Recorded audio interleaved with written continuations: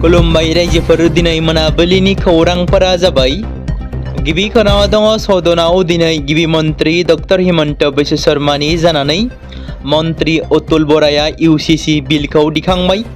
16थि आसाम आयेन आफाद जथुम्मानि 3थि सानाव इउसिसि बिलखौ दिखांना लानायखौ लाना तामुलपुर बियाबनि एमएलए बिश्वजित दैमारिया इउसिसि आयेना ट्राइबेलफोरनि थाखाय गोहोम गोग्लैनाय नङा होननानै बुंदों। बिथाङा बुंदों, इउसिसिनि बायजोआव लाखिनाय जादों ट्राइबेलफोरखौ आरो इउसिसि आयेनखौ लानानै बेबादि बुङो MLA Biswajit Daimary. Live in रिलेशनशिपआव थानाय साफ्रोमबो लाइमोनफोरा रेजिस्टार खालामनो नांगोन। जुदि लिभ इन रिलेशनशिपआव थायो अब्ला साब रेजिस्टारनो मिथिहोनांगोन। साब रेजिस्टारा जायगानि पुलिस थानानो मिथिहोनांगोन। रायजोनि बायजोआव लिभ इन रिलेशनशिपआव थाब्लाबो बे एखे नेमफोरा बाहायजागोन। जुदि लिभ इन रिलेशनशिपआव दं आरो 21 बोसोर बैसोनि गाहायसिन दं अब्ला बिमा बिफाखौ मिथिहोनांगोन। साब रेजिस्टारखौ मिथिहोआलासे लिभ इन सोमोन्दोखौ दानसेनिबो बारा लाखिनो हानाय नङा। जुदि सोरबा साब रेजिस्टारनो मिथिहोआलासे दानसेनिबो बांसिन सम ज' थायोब्ला बिसोर दायनिगिरि जागोन। साब रेजिस्टारनो मिथिहोआलासे लिभ इन रिलेशनशिपआव थायोब्ला 3 दानसिम जोबथेसालियाव थानांनोबो हागौ आरो लोगोसे 10,000 रांनि बांसिन जुरिमाना होनो नांनोबो हागौ होनना बे समाव मिथिनो मोन्दों। ब्रैथि खेबनि थाखाय आरोबाव बेसेन बांबावबाय पेट्रल आरो डिजेलनि बेसेना। पेट्रलनि बेसेना लिटारसेयाव 2.61 रां आरो डिजेलनि बेसेना लिटारसेयाव 2.71 रांसिम बांदों। जायनि जाहोनाव गुबुन गुबुन जिल्लायाव पेट्रला लिटाराव 106, 107 आरो 108 रां जादों। क'क्राझारावबो बेसेन बांनाया गोहोम खोख्लैदों, जायनि थाखाय हादोरनाङैनो पेट्रल आरो डिजेल बाहायगिरिफोरनि सायाव आरोबाव नारसिननाय नुनो मोन्दों। बावैसो बारायनाय बायदिब्ला पेट्रलनि बेसेना लिटारसेयाव 2.61 रांसिम बांदों आरो डिजेलनि बेसेना लिटारसेयाव 2.71 रांसिम बांदों। बे गोदान सोदांनायजों लोगोसे थांनाय सप्तायाव पेट्रलनि बेसेना लिटारसेयाव गासै 4.35 रांसिम बांदोंमोन। फारसेथिं डिजेलनि बेसेना बे समफारिनि गेजेराव लिटारसेयाव 4.53 रां बारायदोंमोन। गले गले थाव बेसेन बांनायनि जाहोनाव हान्थामेलानि बेसेन आरो गोनां मुवा बेसादफोरनि बेसेनफोरावबो गोहोम गोग्लैनो हागौ एबा गोहोम गोग्लैगोन होनना साननाय जादों। बे समाव नोंथांमोननि गेजेराव फोसावनो लादों फिन आरोबाव गेदेमा रन्जन दैमारिनि बागै। जों मिथिगौ मोनसे समाव आलादा रायजो बड'लेण्डनि थाखाय हारिनि रैखाथिनि थाखाय बर'नि हाथियार लाग्रा आफाद जोनोम होनानै गोबाव सम सोरखारनि हेंथायै दावहा नांबोनाय बयजोंबो मोजां मोनजाग्रा रन्जन दैमारिया दासिमबो सिबिआइ केसजों एक्टिभ जानानै थानायनि जाहोनाव बिथांजों लोगोसे माखासे बारग' एनडिबि केडारफोरा जेलावनो दं। बे बाथ्राखौ मख'नो गोनांदि 2026नि गेजेराव सुप्रिम कर्टनि फाइनाल रायखांनाय एबा गोदान हियारिंनि तारिखआ पाब्लिक डमेइनाव फिन फोसावजायाखै। उकिलफोरनि सम मोनै आरो गुबुन आयेनारि जाहोनफोरनि थाखाय हियारिंआ दोनथ'जागासिनो दं। बेराफारसेथिं बिथां गेदेमानि बिनानाव अनजालि दैमारिनि नाजानाय आरो गोबां बारग' एनडिबिफोरनि गोख्रों नाजाबोबाय थानायजों गोबां खेब हियारिं जानानै थांदोंब्लाबो मोजां फिथाइ थायाखै, जेराव जानो गोनां बेल हियारिंआ आद्रा जानानै थादों। गोबां खेब बेल हियारिं जानो गोनां समावनो उकिलफोरनि सम आरो खाबु होनो हायैनि जाहोनाव गेदेमा रन्जन दैमारिनि हियारिंआ आद्रा जानानै थादों। माब्ला बिथांनि फिन हियारिंआ जाफिनगोन, माब्ला बिथाङा जोंनि गेजेराव, बर' हारिनि गेजेराव, न'खरनि गेजेराव उदां जानानै फैनो खाबु मोनगोन। बेराफारसेथिं बर'नि गोबां गोजौ थाखोआव थानाय दैदेनगिरि राजखान्थिगिरिफोरखौ आथिखालाव गेदेमा बिथांनि फारसे जेबो बाथ्रा बुंनायखौ नुनो मोना। उदां खालामनांगौनि थाखाय सोरखारनि हेंथायै बाथ्रा बुंनायखौबो नुनो मोनाखै। सोर गारां दिखांगोन रन्जन दैमारिनि थाखाय, बेखौ उननि समासो फोरमायसिगोन।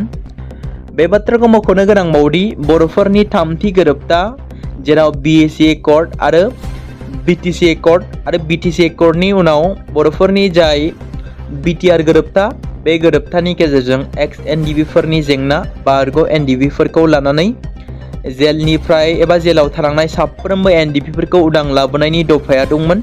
नाथाय बे दफानि गेजेरजों रन्जन दैमारिनि अनगायै माखासे बारग' एनडिबि केडारफोराल' उदां अख्राङाव फैनो हाबाय। एक्स एनडिभिफोरनि जेंना, साख्रिनि जेंना, थांना थानायनि थाखाय राहा खालामनानै होनो थाखाय थांनाय 2020 मायथाइनि 27 जानुवारियाव एनडिभिखौ लानानै एबसु फारियै एनडिभि, इउबिपिअ आरो आसाम सोरखार, भारत सोरखारनि जथायै बिटिआर एकर्डआ जानानै थांदोंमोन, जाय एकर्डआव गोबांथार दफाफोरा दंमोन, जेरैबायदि गामि सोसननाय, बेबादिनो बारग' एनडिभिफोरनि जेंना, बारग' एनडिभि केटारफोरखौ लानानै जेलनिफ्राय उदां अख्राङाव लाबोनानै बिथांमोननो थांना थानायनि खाबु खालामनानै होनाय दफाया आद्रा जानानै थाबाय। बेराफारसेथिं गेदेमा रन्जन दैमारिया दिनैनि समाव मानो बेबादि जोबथेसालियाव थाबाय थानो गोनां जाखो? सोर गारां दैखांगोन गेदेमा रन्जन दैमारिनि थाखाय? सोर दैदेनगिरिया, सोर राजखान्थिगिरिया उदां लाबोनांगौनि थाखाय हाबा मावगोन? बेखौ उननि समासो फोरमायसिगोन।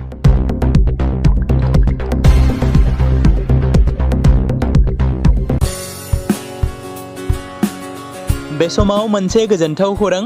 क'क्राझार जिल्लानि सिङाव थानाय बड'लेण्ड एकाडेमि सिनियर सेकेन्डारि स्कुला लानानै फैदों बिटिसि हालामनि थाखाय मोनसे गोजोनथाव खौरां। 2026 आरो 2027 सोलोंथाइ बोसोरनि थाखाय क'क्राझार तिनिआलिनि हल्टुगाव आउटपस्टआव थानाय बड'लेण्ड एकाडेमि सिनियर सेकेन्डारि स्कुला फार्स्ट इयारनि थाखाय प्रि एडमिशन एबा जेबो बेसेन होनाङालासे मुं थिसननाय आरो फर्म गथायनाया दासान्दि सोलिगासिनो दङ आरो बेनि गेजेराव देग्लायनि मेट्रिक आनजादाव 100आव 75 जौखोन्दोनि गोजौआव जौखोन्दो लानानै उथ्रिसार जानो हानाय साबा फरायसा एबा बिजाथिफोरनि थाखाय आबुङै जेबो बेसेन होनाङालासे मुं थिसननो आरो फरायनो थाखाय खाबु होनाय जादों आरो बेनि अनगायैबो बोसोरै फरायसा आरो फरायसुलिफोरखौ लानानै EBS ट्रिप एबा सोलोंथायारि दावबायनायखौ लानाय जायो। मख'जाथावदि बे बड'लेण्ड एकाडेमि सिनियर सेकेन्डारि स्कुलाव आर्ट्स स्ट्रिमनि थाखाय आयदा हिसाबै इंलिश, ML बड', political science, education, history, economics, advance बड' गासैबो आयदाखौ मोननो हागोन आरो बे सेकेन्डारि स्कुलाव इंराजि आरो बर' बिजोङा थागोन।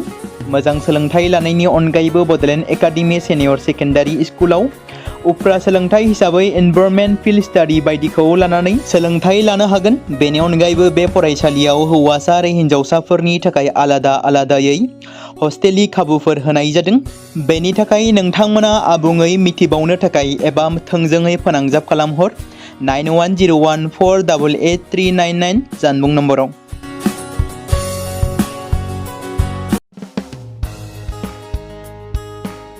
बे समाव मोनसे गोनां फोसावथाय बर' सावथुन नायनानै मोजां मोनग्रा गासै बर' रायजो राजाफोरनि गेजेराव लानानै फैदों मोनसे बर'नि OTT प्लेटफर्म गोनां, जाय प्लेटफर्मनि गेजेरजों नोंथांमोना बर'नि गोदान गोजाम सावथुनफोरखौ नुनो मोनगोन। थांनाय माखासे बोसोर सिगां बर'नि गेजेराव लानानै फैनाय निउबो एप बायदिनो फिन आरोबाव लानानै फैदों बर' रायजो राजाफोरनि थाखाय। बे बाथ्राखौ मख'नाया गोनांदि 2025 मायथाइनि जानुवारि दानाव ओंखारनाय आंगो स्ट्रिम मुंनि मोनसे OTT प्लेटफर्म गोनां निउबो एपनि गेजेरजों नोंथांमोना गोबांथार बर'नि सावथुनफोर जेरै ट्रेजेडि, रमान्टिक, एक्सन आरो कमेडिजों बुंफबनाय सावथुनफोरखौ नुनो मोनगोन। जेरै सनानि नखर, थांखि गैयै समाज, अनसुला आफा, हिर', बिमा बायदि बाजै, अर, थैसाम, वान्टेड, संदान आरो रं नाम्बार बायदि सावथुनफोरा मख'जाथाव। बेफोर सावथुनफोरखौ नायनो थाखाय नोंथांमोना गिबियावनो आंगो स्ट्रिम एपखौ गाव गावनि मबाइलाव थानाय प्ले स्ट'रनिफ्राय डाउनल'ड खालामनानै लोगोसे इनस्टल खालामनानै गावनि मबाइल नाम्बारजों लगइन खालामनानै लाग्रोनांगोन। बेनि उनाव नोंथांमोना गोबांथार नुनो मोनै सावथुनफोरखौ गुगोल पे, फन पे आरो पेटिएमजों रं नाम्बार सावथुनखौ नायनो थाखाय 60 रां आरो संदान सावथुनखौ नायनो थाखाय 80 रां, वान्टेड सावथुनखौ नायनो थाखाय 60 रां, थैसाम सावथुनखौ नायनो थाखाय 60 रां बेबायदिनो गोबांथार नुनो मोनै सावथुनफोरखौ नायनो थाखाय सुबिदा खालामनानै होदों आंगो स्ट्रिम प्लेटफर्मा। फिन नोंथांमोननि गेजेराव फोरमायबावनो लादों बर' सावथुन नायनानै मोजां मोनग्रा गासै बर' रायजो राजाफोरनि गेजेराव लानानै फैदों मोनसे बर'नि OTT प्लेटफर्म गोनां, जाय प्लेटफर्मनि गेजेरजों नोंथांमोना बर'नि नुनो मोनै सावथुनफोर जेराव गोदान गोजाम सावथुनफोरखौ नुनो मोनगोन। बे बाथ्राखौ मख'नाया गोनांदि 2025 मायथाइनि जानुवारि दानाव दिहुनजानाय आंगो स्ट्रिम मुंनि मोनसे OTT प्लेटफर्म गोनां एपनि गेजेरजों नोंथांमोना गोबांथार बर'नि ट्रेजेडि, रमान्टिक, एक्सन आरो कमेडिजों बुंफबनाय सावथुनफोरखौ नुनो मोनगोन। जेरै रं नाम्बार, संदान, वान्टेड, थैसाम, अर, बिमा बायदि बाजै, हिर', अनसुल आफा, थांखि गैयि समाज, सनानि नखर बायदि बायदि सावथुनफ्रा मख'जाथाव। बेफोर सावथुनफोरखौ नायनो थाखाय नोंथांमोना गिबियावनो आंगो स्ट्रिम एपखौ गाव गावनि मबाइलाव थाखानाय प्ले स्ट'रनिफ्राय इनस्टल खालामनानै गावनि मबाइल नाम्बारजों लगइन खालामखांनायनि उनाव नोंथांमोना गोबांथार नुनो मोनै सावथुनफोरखौ गुगोल पे, फन पे आरो पेटिएमजों रं नाम्बार सावथुनखौ नायनो थाखाय 60 रां, संदान सावथुनखौ नायनो थाखाय 80 रां, वान्टेड सावथुनखौ नायनो थाखाय 60 रां, थैसाम सावथुनखौ नायनो थाखाय 60 रां, बेफोरबायदिनो अर सावथुनखौ नायनो थाखाय 60 रां पे खालामनांगोन। बेबायदिनो गोबांथार नुनो मोनै बर' सावथुनफोरखौ नायनो थाखाय सुबिदा खालामनानै होदों आंगो स्ट्रिम प्लेटफर्मआ।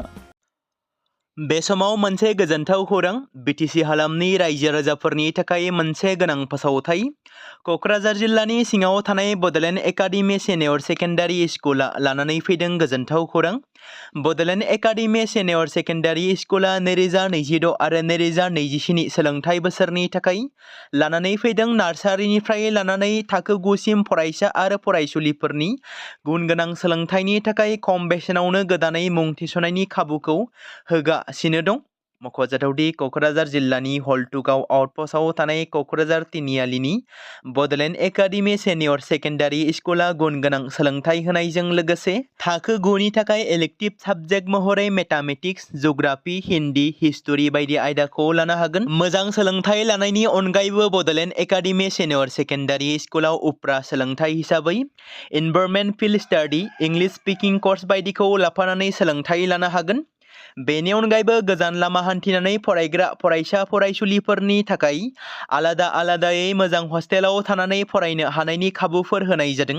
बेनि थाखाय नोंथांमोना आबुङै मिथिबावनो थाखाय एबा थोंजोङै फोनांजाब खालामहर 9101 488 399 जानबुं नम्बराव।